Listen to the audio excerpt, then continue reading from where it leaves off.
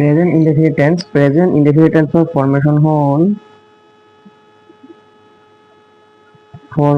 Present indefinite টেন্সৰ formation মানে গঠন প্ৰণালী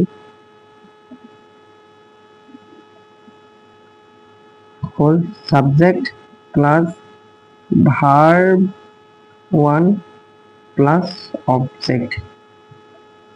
ইয়াত সাবজেক্ট হ'ল কৰ্তা যিয়ে কয় আৰু ভাৰ্ব হ'ল ক্ৰিয়া যি কাম কৰা হয় আৰু অবজেক্ট হ'ল যি বস্তু কৰা হয় যিটো কৰা হয় মানে সেইটো হ'ল অবজেক্ট। যেনে এক্সাম্পল হিচাপে আই ইট ৰাইচ। ইয়াত আই হ'ল সাবজেক্ট, ইট হ'ল ভাৰ্ব আৰু ৰাইচ হ'ল object.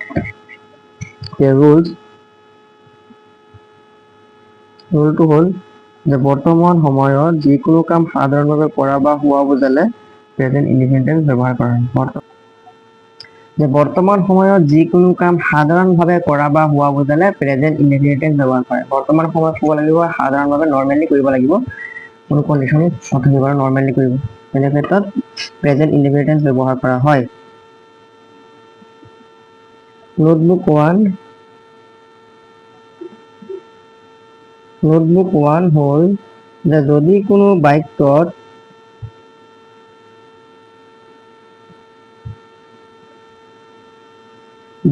Always, daily, regularly, generally, sincerely, seldom, often আৰু এভৰিৰ লগত যিকোনো বস্তু লাগি থাকে মানে everyday, every night, every year, every week, every month ইত্যাদি থাকে, তেন্তে সেই বাক্যটো প্ৰেজেন্ট ইনডেফিনিট টেন্সত পৰে। এতিয়া হ'ল এক্সাম্পল। তো এক্সাম্পলবিলাক চোৱা। ইয়াত দিয়া আছে I usually get up early in the morning.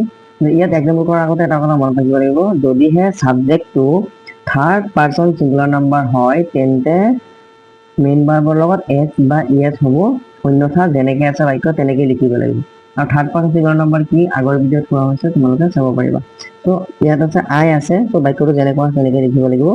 I usually get up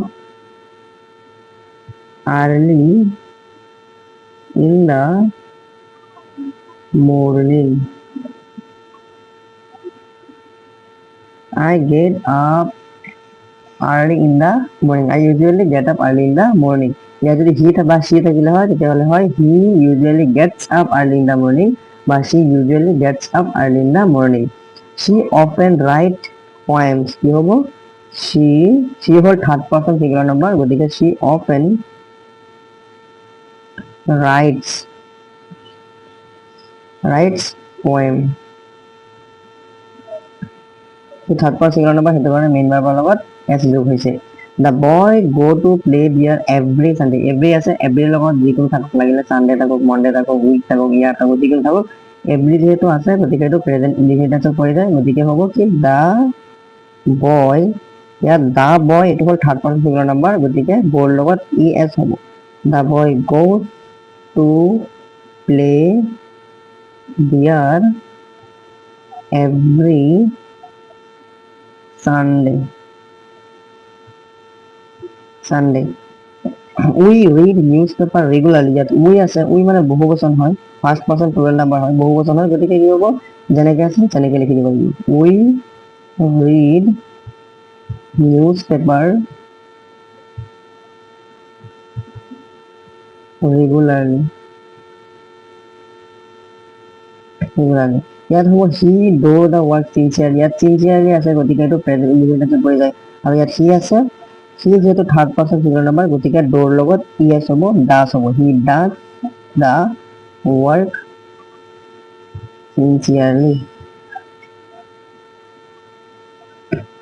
ইয়াত আছে their parents visit Delhi every year.